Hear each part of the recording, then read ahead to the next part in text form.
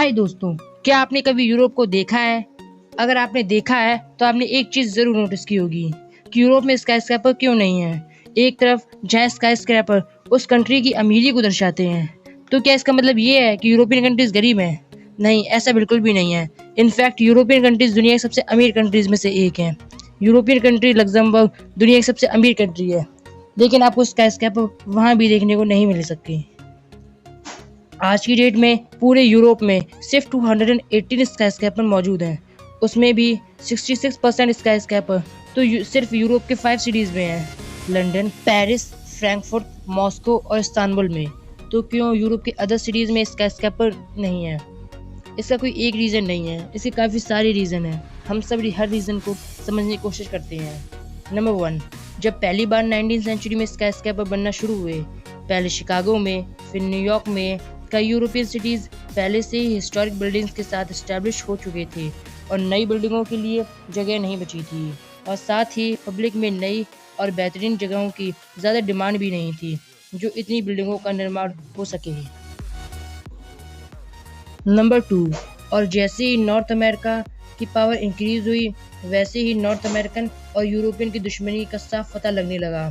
North American Europe के tradition को पुराना कहते और वहीं यूरोपियंस नॉर्थ अमेरिका के ट्रेडिशन को पुराना कहते।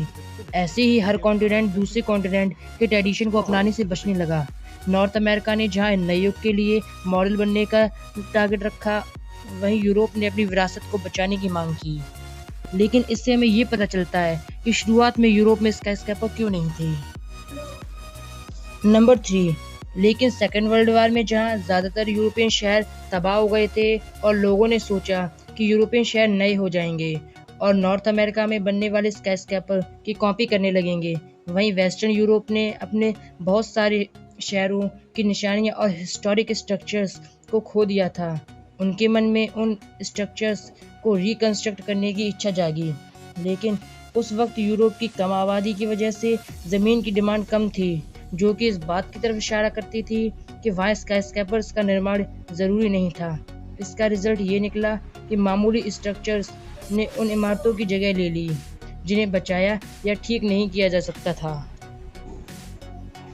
इस समय के दौरान जब यूरोप ने देखा कि डेवलपमेंट और प्रॉस्पेरिटी के जवाब में नहीं, बल्कि सोवियत यूनियन ने अपने पावर और इम्पैक्ट को दिखाने के लिए अपना पहला स्काईस्क्रैपर बनाना शुरू किया है।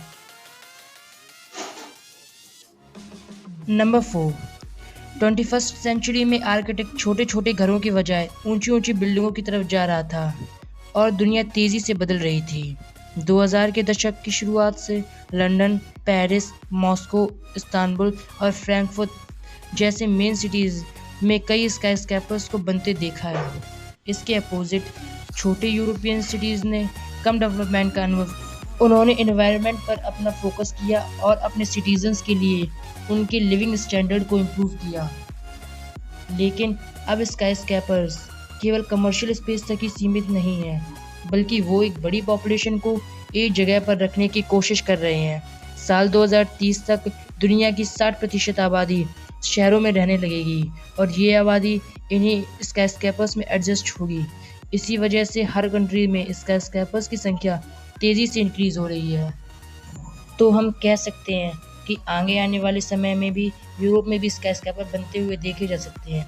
उम्मीद है कि आपको अपने सवालों का जवाब मिल गया होगा। अगर आप ऐसे ही नॉलेज से भरी वीडियो देखना चाहते हैं तो आप हमारे इस यूट्यूब चैनल को ज़रूर सब्सक्राइब करें।